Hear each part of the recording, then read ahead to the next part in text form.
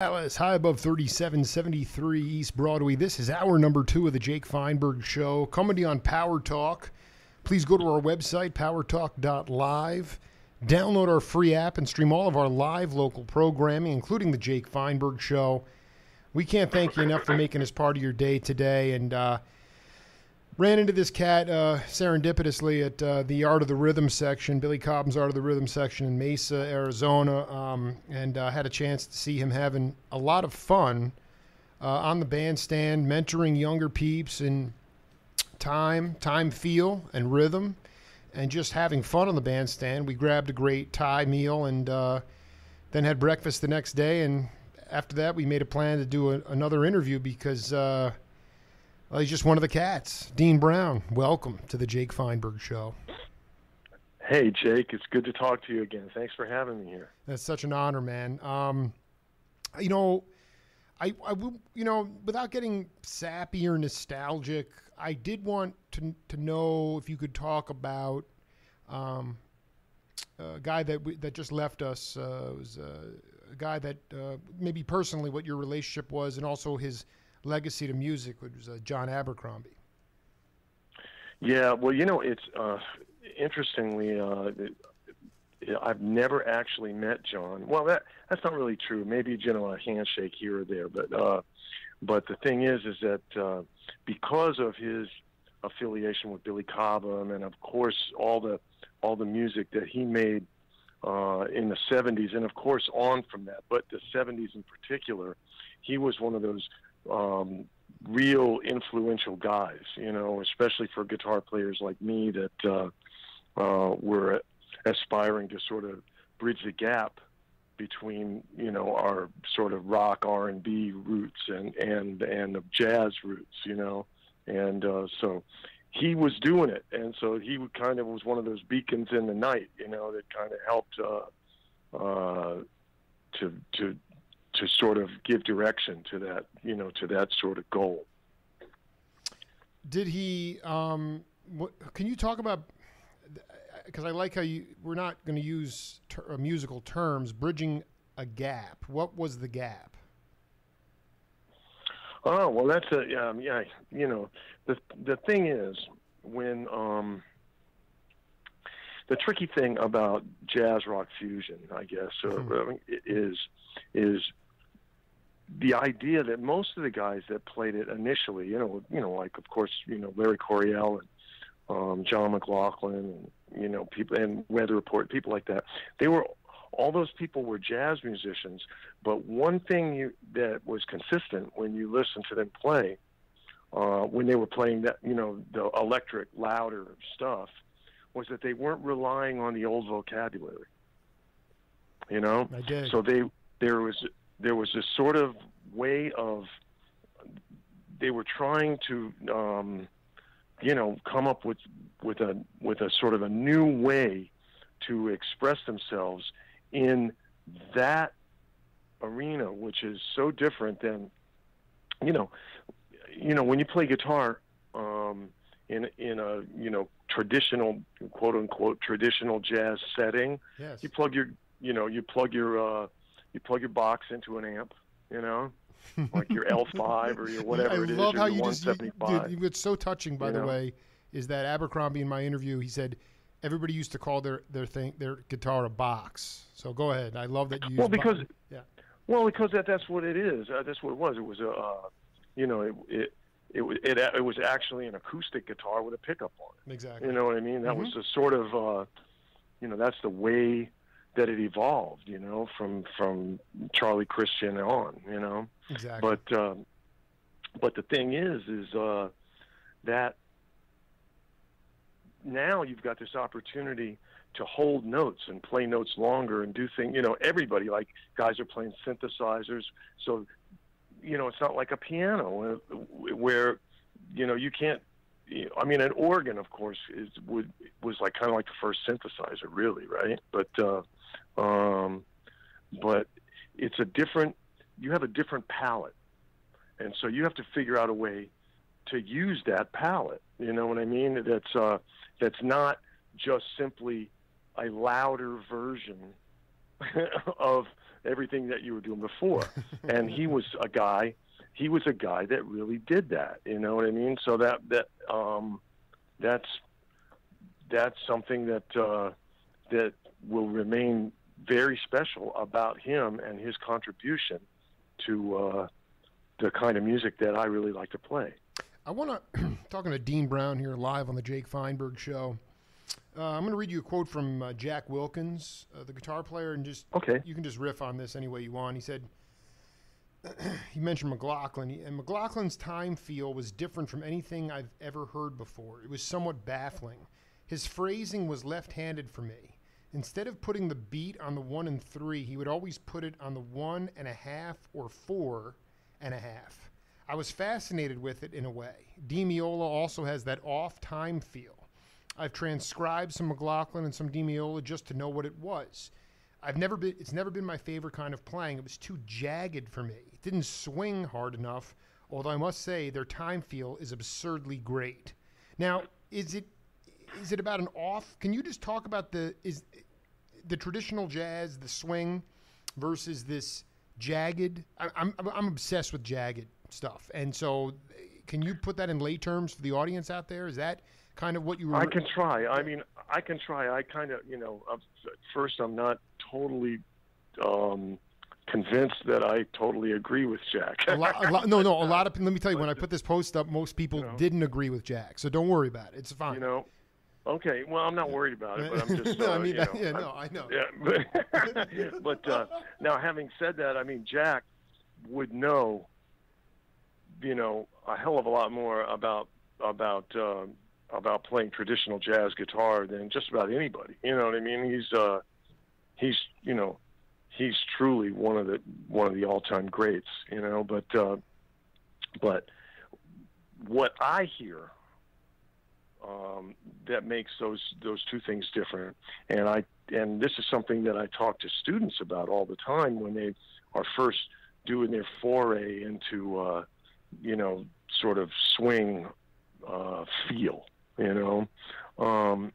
is that a lot of times, there's been the traditional prevailing wisdom is that swing eighth notes are sort of like, just to get technical for a second, swing eighth notes are the first and third parts of a triplet. That's the basic kind of feel, like dot, dot, dot, dot, dot, dot, dot, dot, dot, right? Yeah.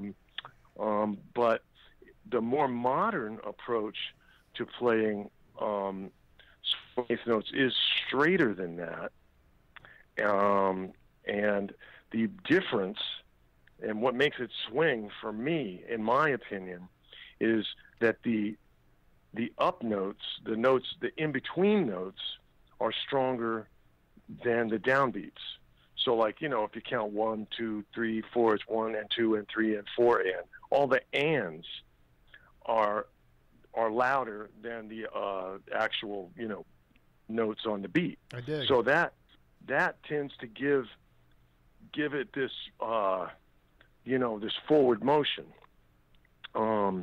that's, to me, prevalent. And when I hear, almost everybody now, from Coltrane on, I think that because things started to get straighter with Miles and Train. In terms of that it wasn't that old style swing, like I said, where it was more triplety, and so now let's go one step further, and like you say, DiMeola,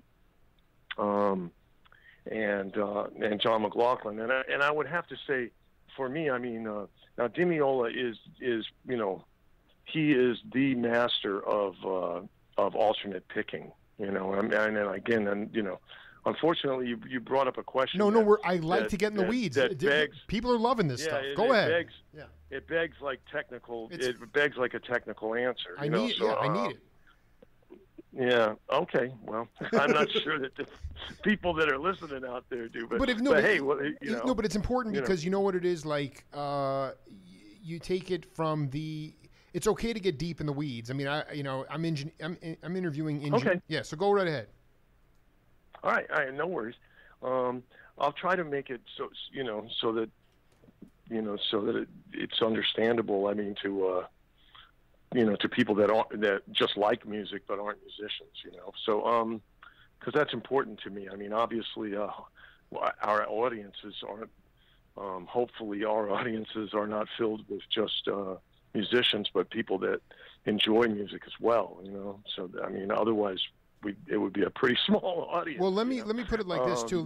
Before you go on, Yeah. like it's as a non-musician, my job is to ask cats like you who are musicians to break this stuff down in lay terms so that I can transcribe it and then put it up online for music fans everywhere and they can dig it. I mean, when I put up that, Right. and so I mean, go as deep as you want, but Okay. yeah, and then your challenge is to make it understandable to the regular peeps. But you riff on that. Right.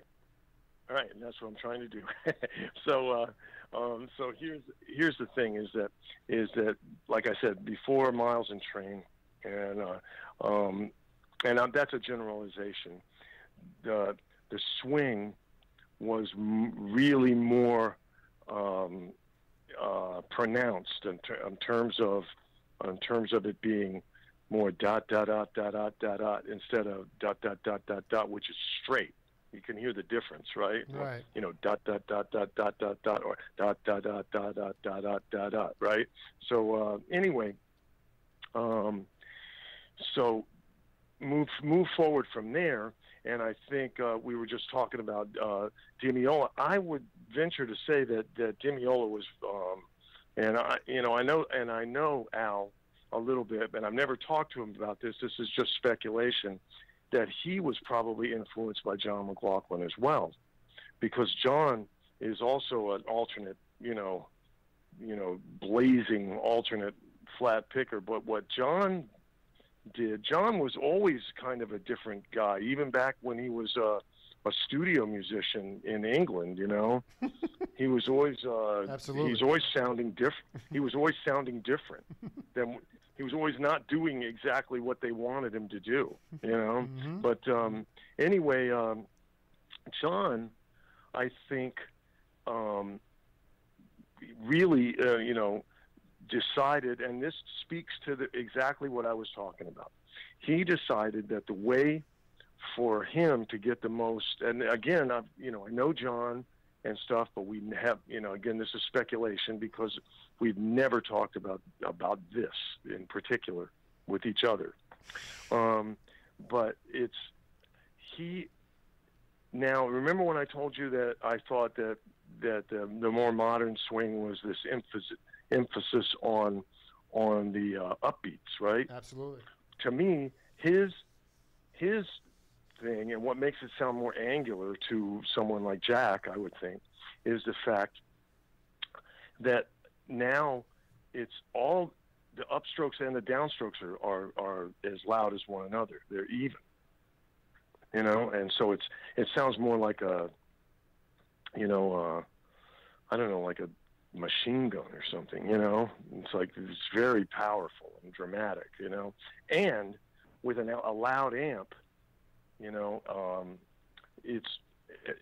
It's much, once you have a distorted guitar sound, or should I say a high gain, overdriven guitar sound, basically, the amp on 11 kind of thing. Absolutely. It's hard. Articulation becomes more difficult. You know what I mean? In terms of, or not more difficult. There's a different range of articulation, and sometimes, if you don't hit the notes as hard, then they don't speak the same way. They don't. You have to give the amplifier enough, enough of a, signal, enough of a bang to make it respond in that sort of, wild, aggressive way, right? And so that's what I think about is the big difference there, and of course, John is obviously, again, not playing bebop licks or post bebop type licks. You know what I mean? He's come up with a a sort of another vocabulary that adds intensity and newness to the kind of music that he was writing. Let me read you this quote from Di Meola from our interview, because I realize, we're talking to Dean Brown here. These guys are not getting, you're not talking about guitar theory with McLaughlin or Di Meola, but I do. So he said, this is a concept that I want you to talk about as well as playing against the time. He said, I'm not really a blues lover. I'm more of a Latin rhythmatist. A lot of stuff I infuse in my music I got from going to the Latin clubs when I was a mid-teenager. I would go and just absorb all that stuff. I used to go to De Corso, which was one of the hot salsa clubs. I used to walk up these tiny little staircases. I'm surprised nobody actually stopped me because I was just a kid. What I witnessed was these big bands, and I loved the sound, and I absorbed it. I practiced rhythm all day, every single day in school, without paying attention too much to it. I would tap 4/4 on the floor and play syncopations on top of the desk. My theory was that I'd be able to carry that over to the way I strum the guitar. I alternate pick on my instrument, and it's something I connected with. And this is what he said, and I wanted you to talk about this because you mentioned this as one of your priorities at the rhythm section. He said, most guitar players think they have great rhythm. You have to tap your foot. If you can't tap your foot and play, then you got a problem with rhythm. Your foot has to remain solid no matter what you play in the upper half of your body. From the waist up, if you're playing a counter rhythm, and that counter rhythm has influenced the bottom half of your body, that tails off. Chick Corea has it. Steve Gadd has the ability. It's an inner metronome, so you can't play anything against the metronome, and it doesn't move.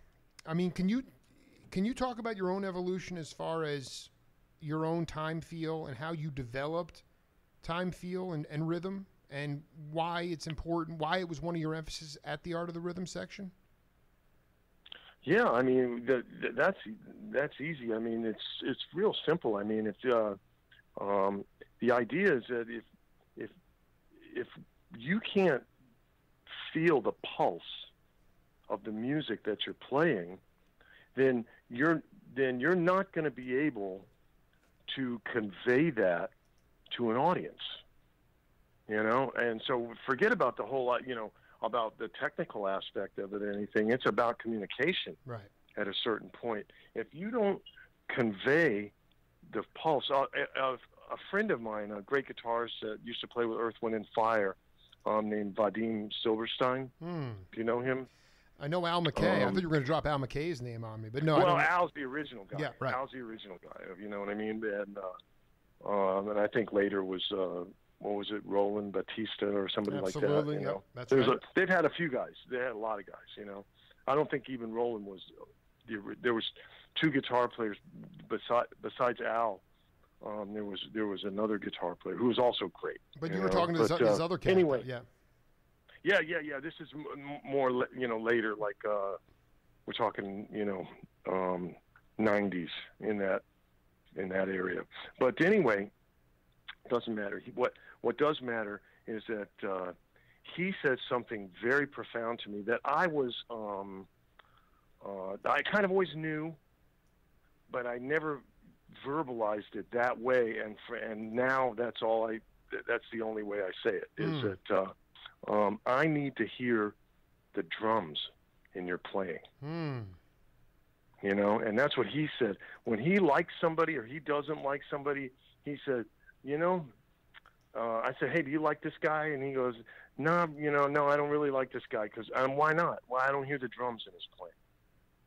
And I'm like, oh yeah, that's what it is. That's a very simple phrase to describe what's wrong with a lot of guitar players, and what's wrong with not only that, but any musicians that there's you just don't, you question their sort of quote unquote feel.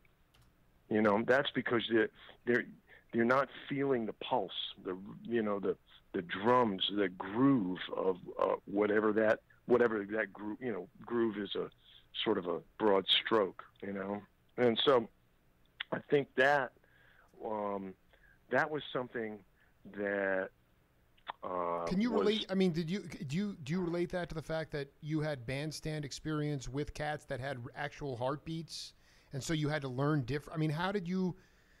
People say I can't hear the drums in their playing, but it doesn't mean that you. That doesn't mean that they're drummers. They could be playing any kind of instrument. But how did you learn to feel? No. Yeah. Yeah. How do I mean? Well, no. I mean, for me, it was. It's a really simple thing. As a matter of fact, for me, it's just a matter of feeling, like I say, feeling, the pulse. Like when I was when I was a kid and I first started playing guitar, right? And I was listening to Jimi Hendrix, and I was influenced by a whole bunch of different stuff when I was a kid. But Jimi Hendrix was clearly the reason that I said, you know what, I think I'm going to do this. This is what I think I'm going to do. And I'm not sure that was a good decision. But, no, it worked out all right. I did. Yeah. But anyway, I'm practicing stuff, and I'm trying to there's something about it that wasn't right, when I was playing like Hendrix and stuff, and I was playing the notes right. I knew I was playing the notes right, and I was never really one of these guys that wanted to play exactly like Jimi Hendrix or something. It wasn't that. It was just I wanted to know how it's done, you know what I mean, so that I can take it and sort of use it with my own lexicon, my own vocabulary, right? Absolutely. And there was something wrong, and then I started practicing, and I'm playing different songs, and I'm saying, okay, I'm playing the notes right, but it's just something about it that's not quite right. And then I started to learn the tune Voodoo Child, Voodoo Child, the original one, not Slight Return, Mm-hmm. and it's just in a trio, in the trio format with Billy Cox and no, the Voodoo Child from Electric Ladyland. I dig. Dig. And it starts with him playing these just like chick sounds on a with a wah wah, right? Mm. And it's like chiku chiku kakachichu getu ka chiku chiku kakachichu getu ka. There's no drums in there. You know what I mean? I dig. It's just him playing, right? Right. And I went, and then even when he started playing, wow, the oh bing gong gong da do do, wow, da do do dee do, wow, the drums are still there, but there's no drums there. Exactly. Exactly. And all of a sudden, I realized, holy crap, he's playing rhythm even when he's soloing. And it was a life-altering experience, and one which I've been sort of preaching to students for my whole life, because I realized, wow, this is the kind of the holy grail of making something feel right, is to continue. The simple, if you're a guitar player, the simple idea is to just keep your picking hand moving. Don't stop it and change it all the time. Just keep it moving. Down, up, down, up, down, up, down, up.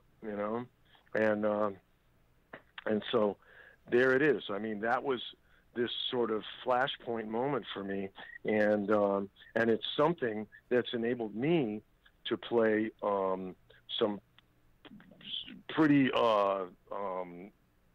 ambitious, adventurous rhythmic figures, and not worry about whether I'm going to get lost or anything like that. That's just not going to happen because of the pulse. Because I'm always cognizant, not on an intellectual level, but just on sort of an organic level about the pulse.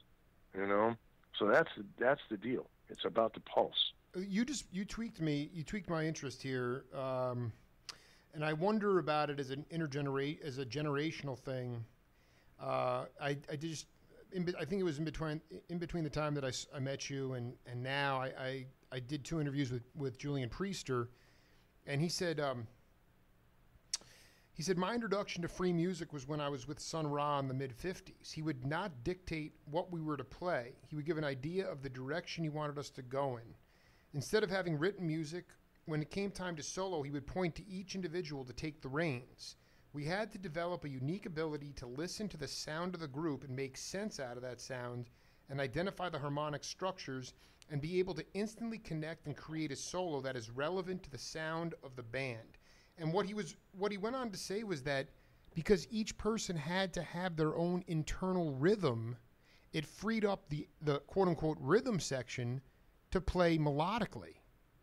And what I'm hearing from you is this: when you talk about Hendrix, he already had a rhythmic body to his playing. He didn't need the drums. And I wonder today if we've got, and I wonder, it's like, have we reached this point where we've gotten this so formulaic where, you know, it's like, well, this is the drummer's job, and this is the bass player's job, and the guitar player is just supposed to, you know, flash and dash and just have all this sort of, you know, facility, not understanding that, in fact, everybody needs to have their own internal time and not rely on the timekeepers. See, there's two things about that are, you know, that are kind of important. One, and it's interesting that you as a lay listener would mention that. And the idea is, and I teach an ensemble, and I teach some classes at Musicians Institute in Hollywood once a week, you know, and the ensemble is an advanced ensemble, right? And I'm always telling them, or when I'm out doing clinics, you know, or master classes and things like that, I'm always telling the students, not even the students, just anybody that'll listen to me, that like me, yeah, exactly, yeah, right. But I'm always telling them, I'm always telling them, look, if your feel is strong, if I feel the drums in what you're doing, and you feel the drums in what I'm doing, so say there's 4 of us, right? And we're all strongly have our own confidence about our own sort of pulse, you know, if you will, right? Then if you take the sum of those elements, like 1 + 1 + 1 + 1, normally you would think that would equal 4, right? Right. But I would submit to you that if you do that, if everyone does that, it actually equals something more like 8, you know, in terms of the depth of the groove, you know. So that's the cool thing about how long does it about everybody.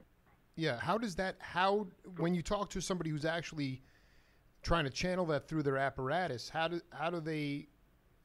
if they look at you cross-eyed, do they ultimately have to get on to the bandstand to feel it? I mean, how do they get that inside of them? I think also some of it has to do with just digitization of music. Younger cats listening to the digital music, machines playing. But anyway, go ahead. How do you? No, you know what? I'm done with the idea that there's some, you know, a lot of people are talking about the young cats don't know how to do this and they don't know how to do that. Now, man, I'm hearing some young guys that are just, you know, they're just marvelous. You know, when I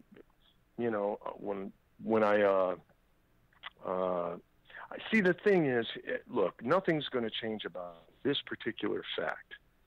Is the cream always rises to the top, you know, and it's like, I love it. And you know, and the thing is that, you know, you can bemoan all this stuff about, you know, well, they get, you know, they're listening to too much MP3s with compression, and they're listening to the blah blah blah, and you know, and all this different things, and everybody's listening to music that's on a click track now, you know, that, you know, before it was more, and all that kind of stuff, right?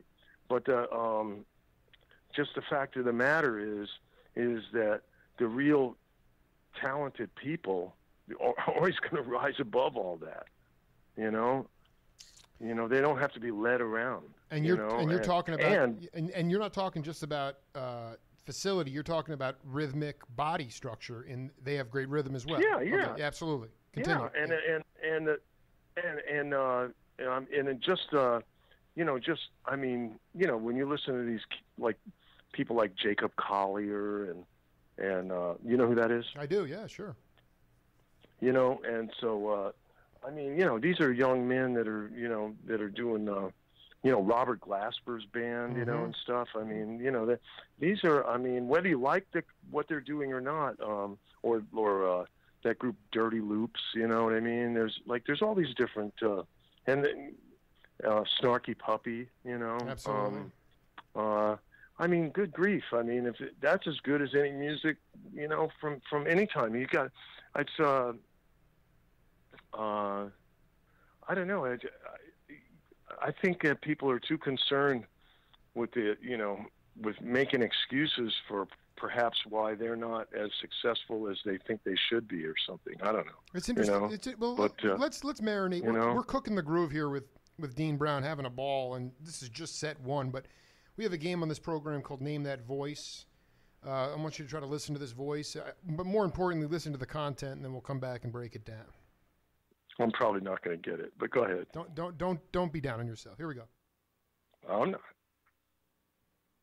Moved to New York, and I always tell this little story. I mean, there weren't a lot of guys in the zone that I was, because they were. Of course, you had the established great jazz players. Wes Montgomery was still alive. Jim Hall, Tal Farlow was still alive. Kenny Burrell. I mean, you couldn't touch those guys. I mean, because that was.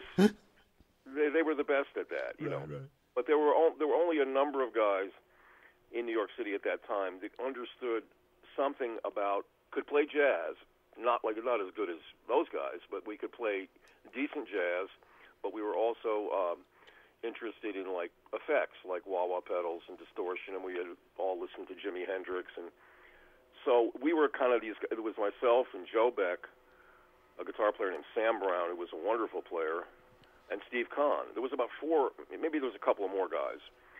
But we got all the work. We got all the calls to do record dates because we could fit into these different situations. And it was a great time to be in New York because I got to play with a lot of different people who were, I always thought were much better than me. I did a record date with Gato Barbieri, and I got called to do that. And I walked in the studio, and there was Roy Haynes, Airto Moriera, Stanley Clark. What a great eye-opening thing right there. Almost had a heart attack. I found it. So, do you want to take a gander at who that is? Man,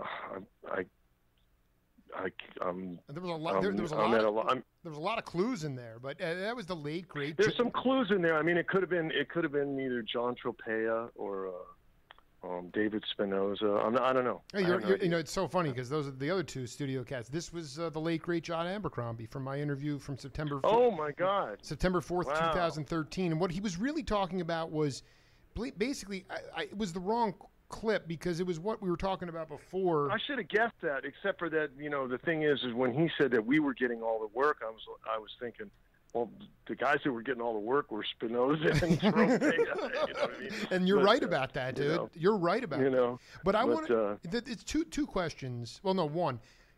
Can you talk about where he talked about at the end where he got called to this Gato Barbieri session, and there's Roy Haynes and Stanley Clark, and then I interviewed Steve Kahn earlier this week, and of course, typical Jake Feinberg, I expand Steve Kahn's Wikipedia career 6 years because everyone thinks it starts in 1974. Turns out he was in LA and he played on Wilton Felder's first album called Bullet, okay?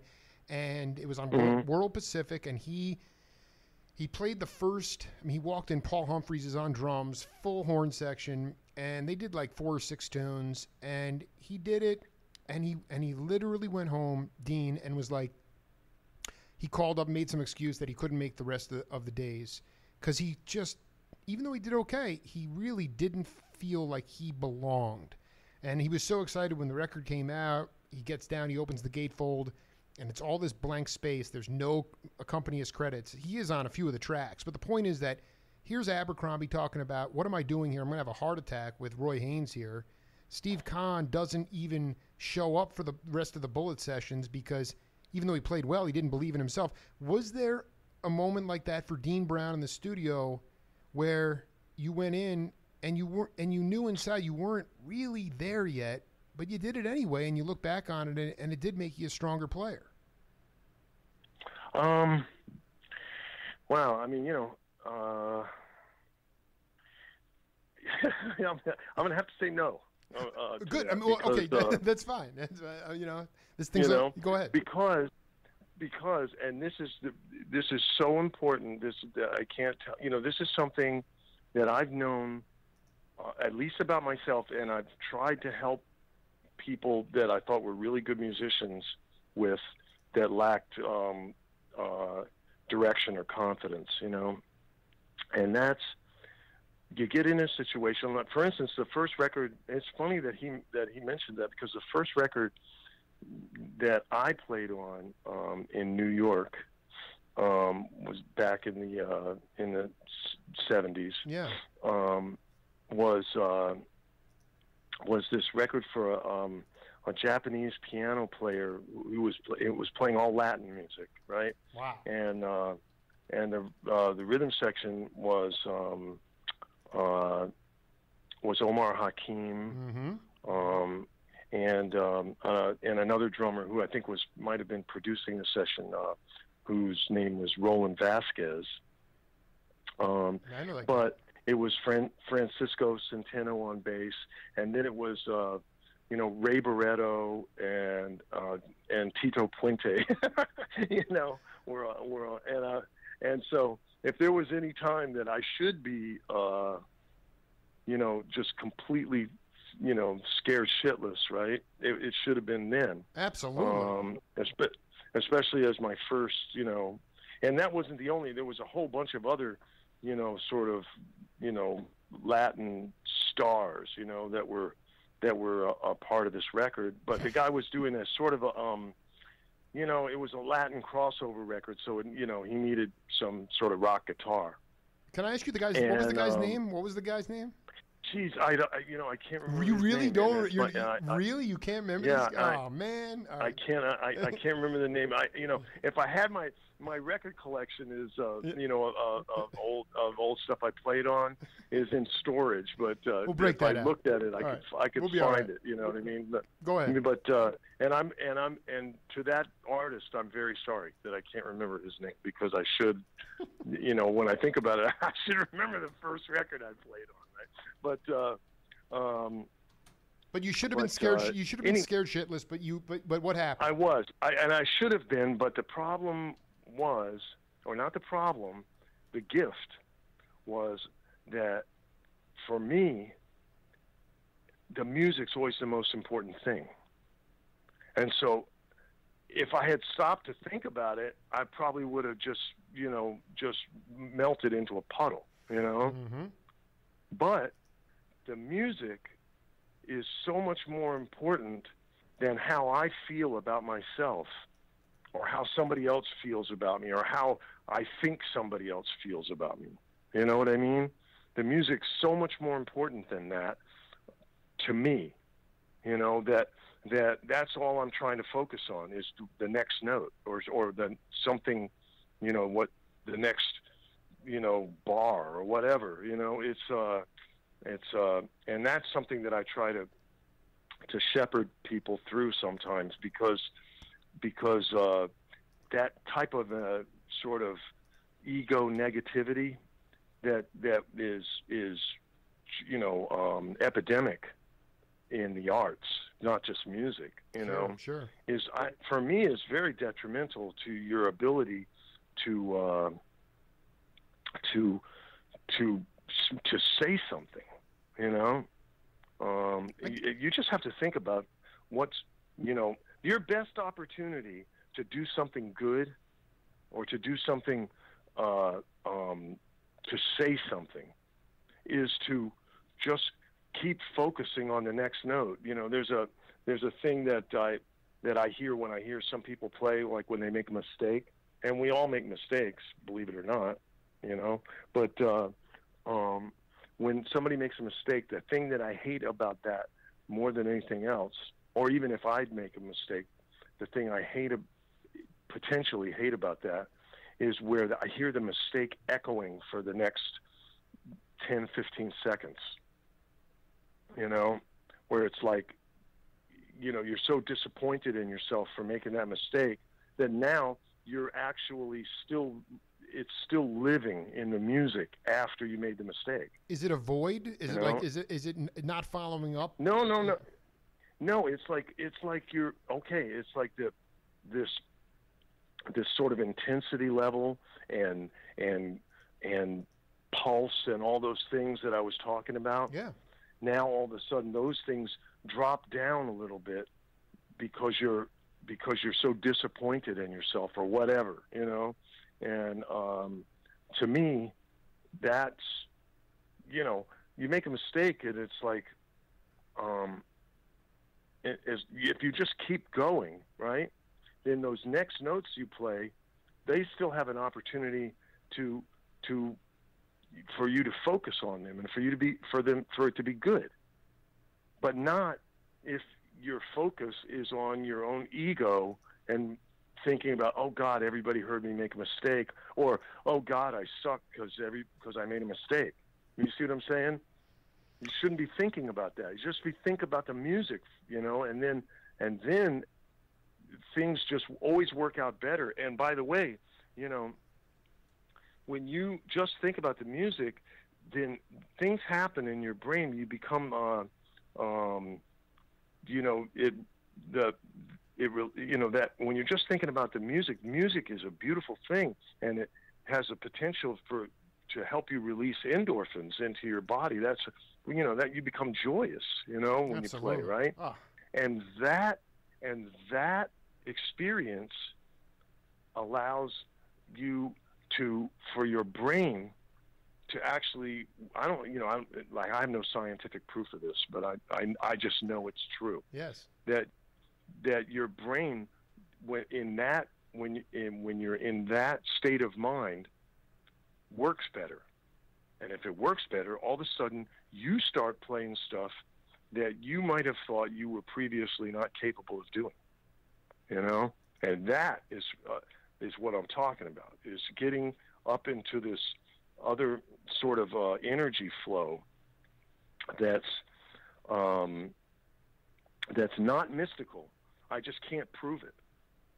I mean, just for the record, as an observer and a journalist, when I went to see Dean play, or actually in these forums that you were doing, I mean, he literally, towards the end of your solo, it was an amazing solo, but by the end, all your limbs were gyrating. I mean, your legs were moving, and you were totally in control, but your endorphins were flying all over the place, and I saw that with my own eyes. Yeah, and it was a beautiful thing. Yeah. You know. And you know, and I have to tell you, that's how I manifest it. But when you see someone like Kevin Eubanks or Ron Carter or Wayne Shorter or something, right? Sure. They're much more, for lack of a better word, they're much more stoic when they play in terms of physically. That doesn't mean they're not having the same experience that I am. It's just that they have a different way of sort of internalizing that energy, you know. And for me, it's just something that I'm more comfortable, you know, kind of just letting my body do whatever it feels like, you know. Well, this is one thing that was vexing to me when I met you the first time. Was trying to figure out this venue, this club that on Long Island that Billy Mitchell cut this album on. I'm praying that this is a club that you played at or knew of. I found the record. Now's the time, and it was cut at a place called Sonny's Place. Oh, Sonny's Place, so yeah. break of course. because I mean I'm a Long Islander. Just for the record, Dean Brown is a Long Islander, and he had to go back home to find the blues again, as he told us in the Facebook Live interview. And then I'm a Stony Brook cat, and I'm like, Sonny's Place. Please, did you play there? Sonny's Place. What was it about? Yeah, I played there once or twice. You know what I mean? But I used to play more frequently. See, there was a number of back in the day. There were a number of these little jazz organ bars. You know, where they had a B3 in there. You know, and Absolutely. So and I'm pretty sure Sonny's was one of those places. You know, and then there was another place called Mr. Hicks' Place, which was in Roosevelt, Long Island. For those of you that don't know about Roosevelt, I think that's where Dr. J was from or something, you know. He did, and he played for the Long Island Nets too. That was an amazing thing. He did. Yeah, that's right. He did in the ABA. That's right. That's right. Yeah. That's right. But I mean, I go back to the experiential part of it. I mean, number one, you never suffered, as you said, you never were intimidated in the studio, and you're trying to get kids or younger cats out of their heads and just play and don't worry about the mistakes. Now, I should tell you one. Well, you know, just to be fair, I got to say, I was way scareder for the first few gigs that I played with Billy Cobham and that was something that happened subsequently to that experience, you know. So it's not like that I'm like some kind of extra human person or something. You know what I mean? No,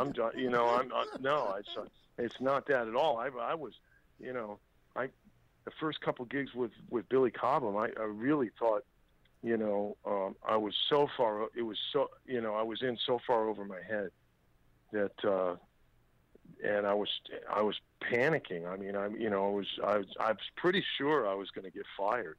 And then pretty much every night. So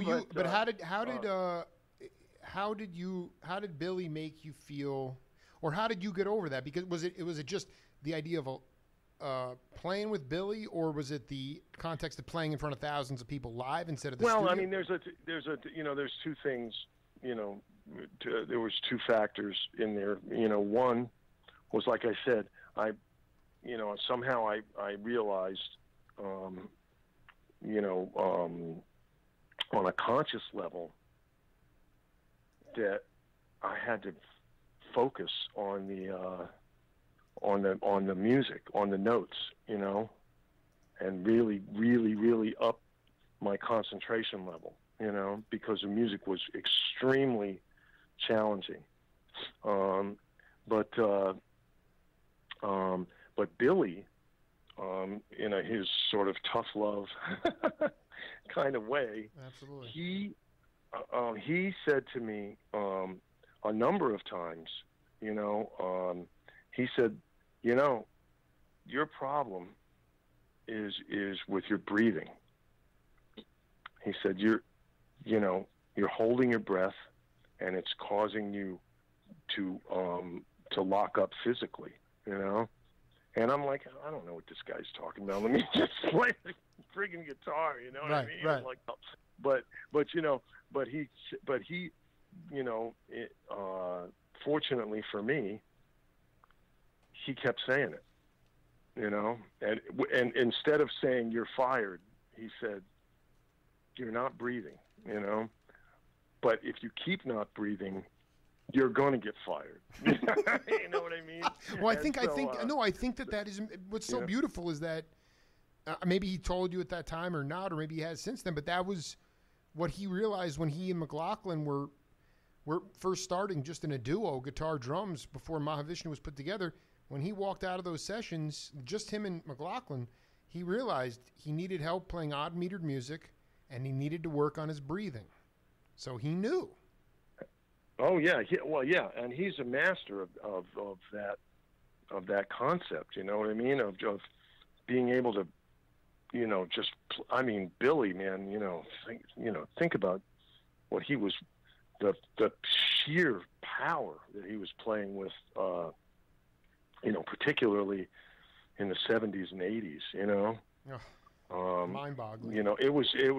It was mind-boggling. I mean, not that he's not just as powerful now, but he's got such an enormous range of sort of bag of tricks to pull from now, in terms of techniques and just not just technique, but the palette of different types of expression on the drums, But anyway, getting back to that, eventually I started realizing, wow, if I remind myself to breathe, then I'm actually capable of being this physical, Wow. And so I don't have to give up this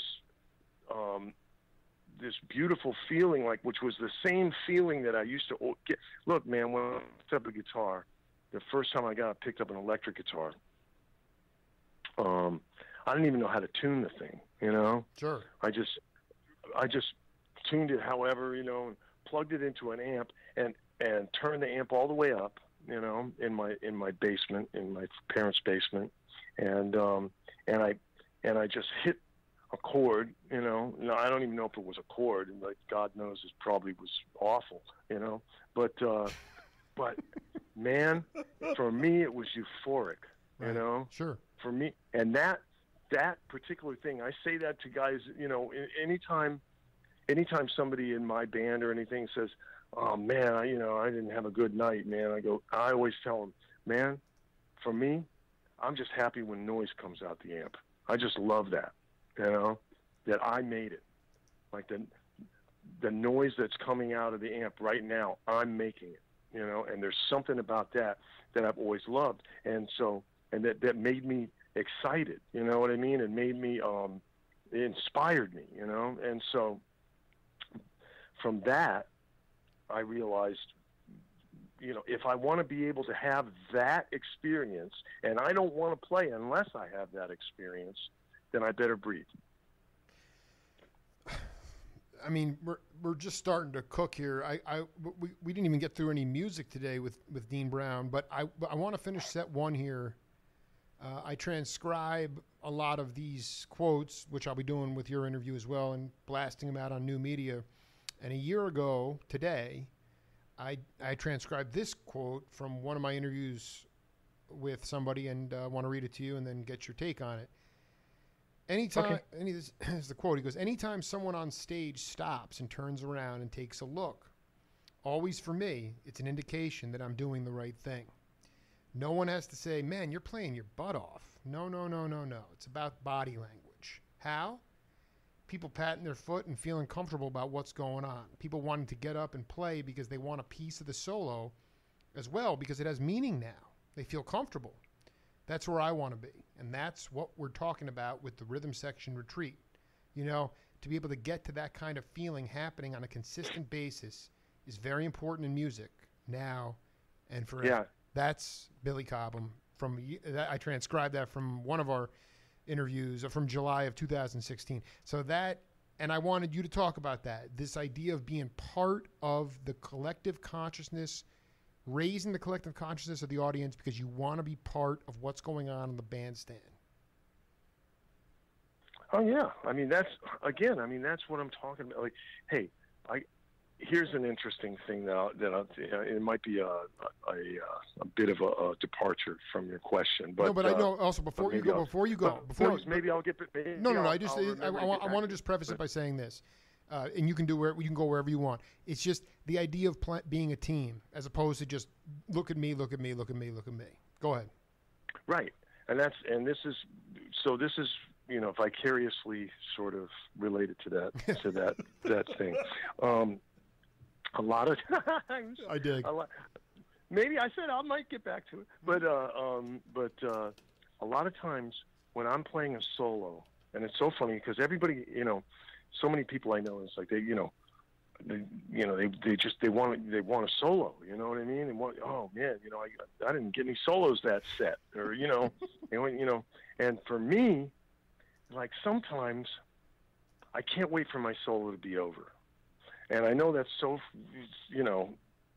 just antithetical to what you're supposed to want to do. You know what I mean? But what I notice a lot of times, and this is about guitar and an issue that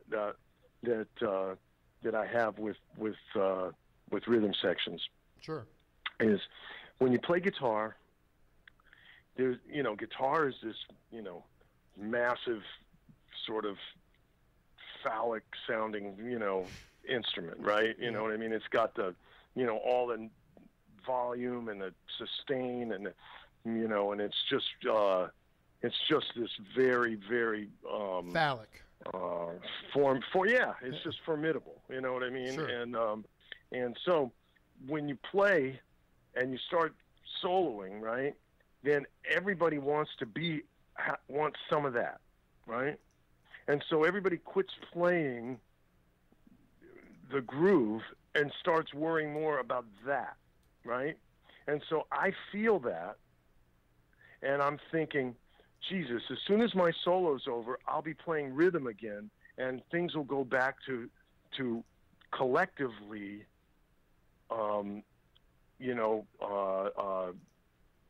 collectively expressing an idea to the audience, as opposed to this loss of focus that's going on right now, simply because everybody's trying to get a piece of that sort of,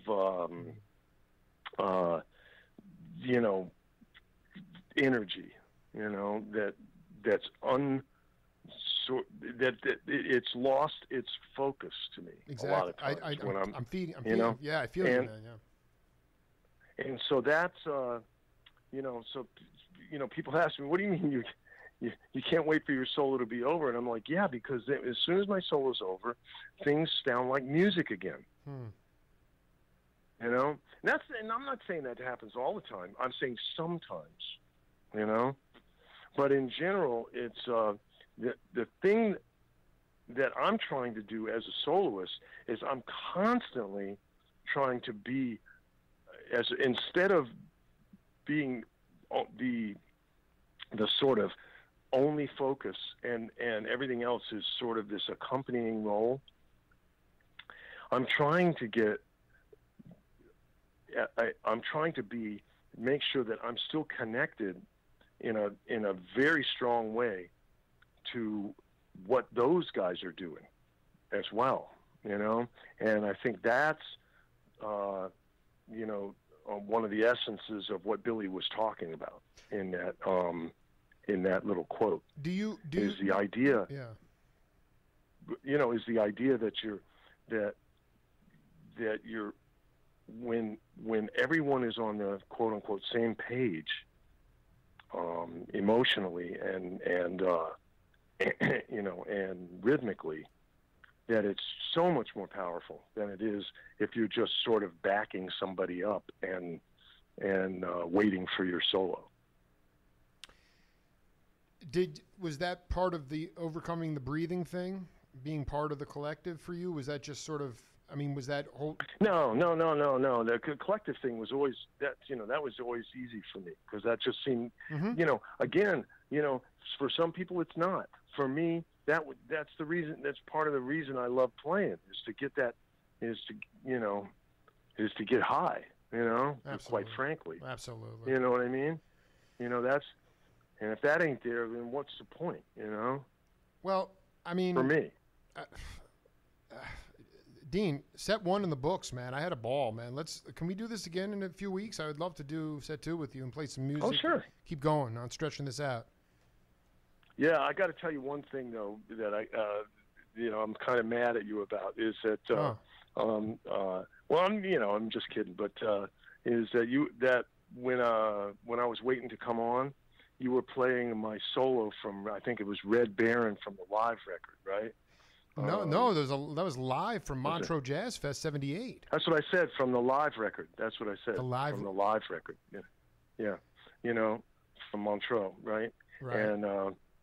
And I was using a pedal, which was an MXR envelope filter, and I have a bunch of them, but they're all broken, and I'm so sad because I love that sound, and it just made me feel like I pined for those, for that that sound again because it was. Yeah. I mean, listen. You can be angry at me. Listen. Go get one of the. You can't find those anymore. Is it just too hard to? No, they're hard. You can find them on eBay for like a really, really overpriced amount, but and you don't know if it's any good when you get it. You know what I mean? I got like 6 of them, but they're all in varying degrees of disrepair. So. But anyway, it's not the end of the world. I'm still going to get mine somehow. Don't worry. The tonality, I can't take it. I can't. You can. I'll own that one any day of the week because I love this album and to see you with a full stash and a thanks. I mean, and it's funny that was that record came out. That was like I think maybe the 3rd or 4th record I ever played on, and the second record I played on, which is, I really think of it more as being the first one in a way, was that record with Billy Cobham called Observations, and that, because that was a record, that was the first record I was kind of featured on, Well, I'm just going to say in the interim between set 1 and set 2, let's get over to that storage unit and dig out that Japanese cat who was playing Latin. I will do it, right? Man. I'll find it. I know the name of the record. The record's called "Fall on the Avenue." Oh, then it'll be easy to find it then. Fall on the Avenue. Yeah, listen, Dean Brown, man. Much love to you, man. I'll get you a copy of this later, and thanks for dropping knowledge. Okay, that'd be Peeps. great. All right, man. All right, Jake. Thanks a lot, man. Anytime, man. I enjoyed it. All right, man. Be good. Okay, you too. Peace. Bye-bye. Bye-bye. Just another whistle stop on the Jake Feinberg Show. Marshall Cressman, Paul Stallworth, Dean Brown. We'll be back next week with another bevy of people. Until then, peace.